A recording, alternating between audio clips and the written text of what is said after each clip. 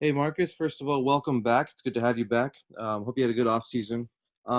Just curious, PG the other day on All the Smoke podcast said that you guys failed to make adjustments in the playoffs, and the conversations among the guys should have been what can we change instead of we got this. Uh, why was that the case? Do you feel like you guys just missed out on all the little details?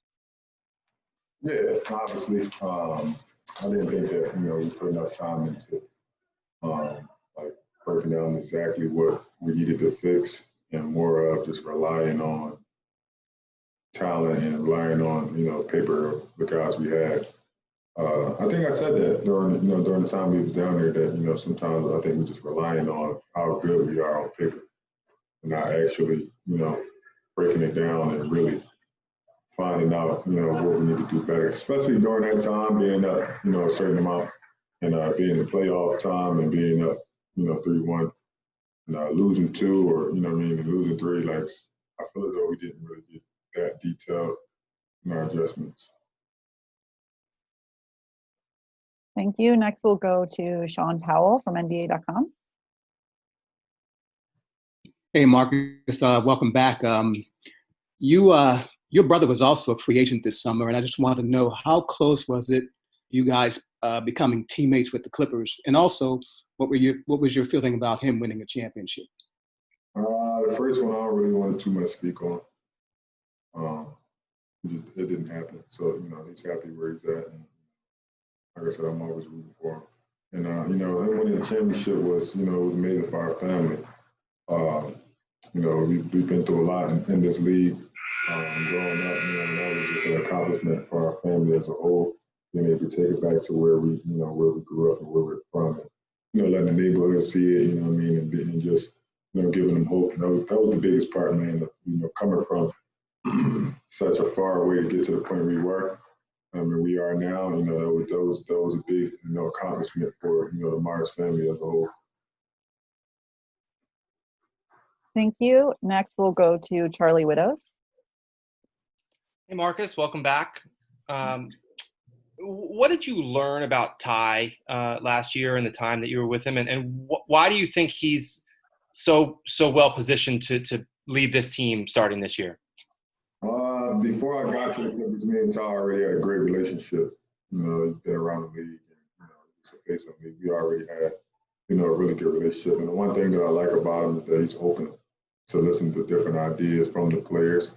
He's played the game, and he's played with great players. So I think his openness to figuring out what we also like. I think that's the biggest thing that I think that he can connect with us and adding a big shot. And the coaching staff is amazing, but I think the biggest thing is being able to connect with the players and understanding the players and talking to the players and not really having that ego of rather he's a great coach and not being able to adjust from what the players say and not just in his own mind. All right, next we'll go to Cam Buford. Go ahead, Cam. Hey, Marcus, how you doing, sir? I want to talk about motivation. Ty said the other day that the players need to be motivated. And then I want to ask you about your motivation personally, and then your motivation for the team. I think Ty definitely hit it on the nose. It's a good start. It's a clean slate for us. Obviously, last year didn't as well as we did, but we on to the next year, and I think guys are very motivated to come back. And I think it hurt to be up 3-1. It's not about the losing; it's about how we lost. And I think that's the biggest motivation for this team. And because at the end of the day, that team wasn't better than us, and we all knew that. And, to be up and to lose, I think that that put an extra sting in our mentality. So now we got something to go out and prove, and I think for the team, I think that's gonna be big for us. And me myself, my motivation has always been high. I've always came and always put my hard hat on and came to work. And I'm appreciative from the Clippers, and that's going to make me play even harder and be more motivated because they helped me to take care of my family also. So I'm very grateful, and I'm gonna do everything it takes for to put my team in the best position also, help the younger guys. Thank you. Next up, we'll go to Farbad. Go ahead, Farbad. Hey, Marcus, I just want to know, what went into the decision-making of coming back to the Clippers? How did that all go down? Yeah, that's a cool name. Farbad, that's a cool name. Appreciate it. Yeah, I'm going to say that first.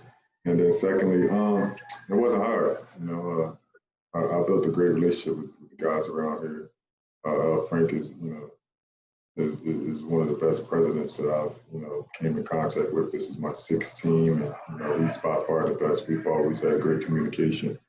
And then, it's the biggest thing for players is, to be able to talk to them like we're grown men, and that was the biggest thing is our communication has always been on point.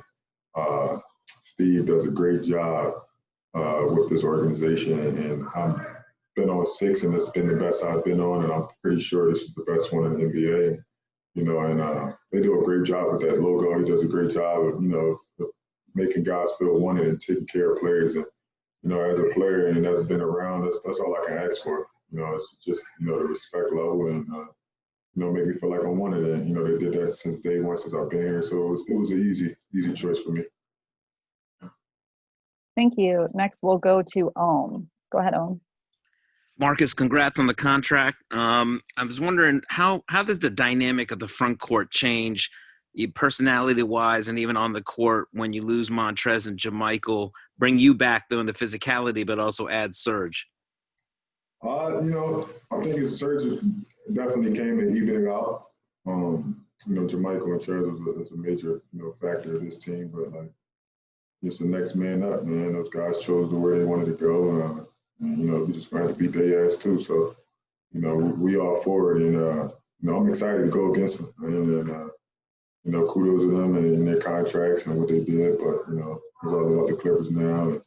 And Serge is going to be a great help for us with his versatility and being able to play the 5 and the 4 and, being able to help Big Zoo and add some more veteranship to this team with Batum also. We got a lot of veteran guys that have been around the league and, proven guys. So I think it's going to really fit, add Tulu in that mix and, bring it all together.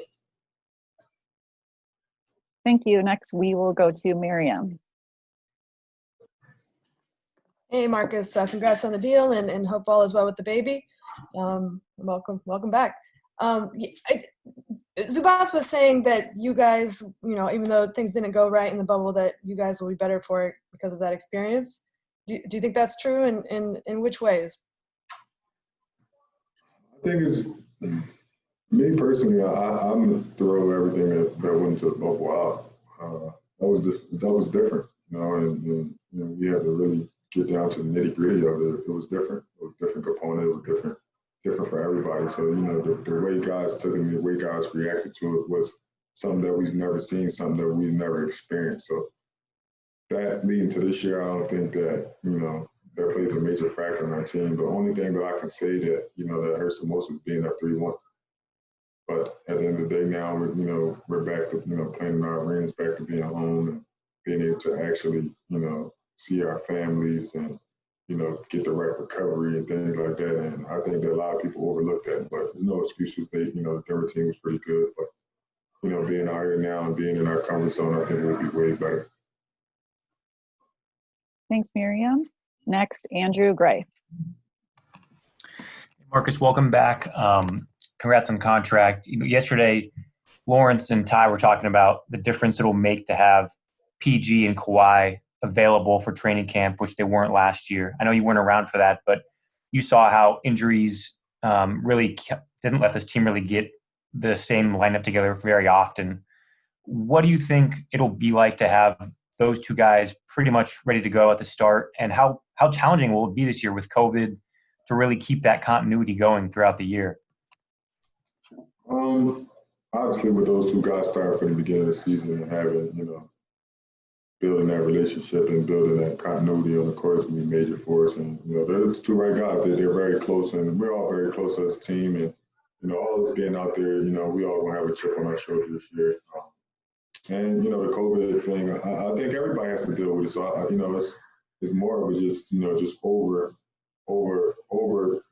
making sure that, we're doing stuff together, making sure that our chemistry is perfect. And I think we got the right coaches and the right guys around here to make sure that they implement that and make sure that everybody knows that that's a major factor of this team. And I think, from being in the league a while, and PG, I think it was 11 year, and me and K came in the same year, I think we all know that. Last year, just, it was different things and different components, but we all could put our finger on it, and that's the best thing. So, it's just time to move forward and get going. Thank you. Next up, we'll go to Justin Russo. Hey, Marcus, welcome back to the team.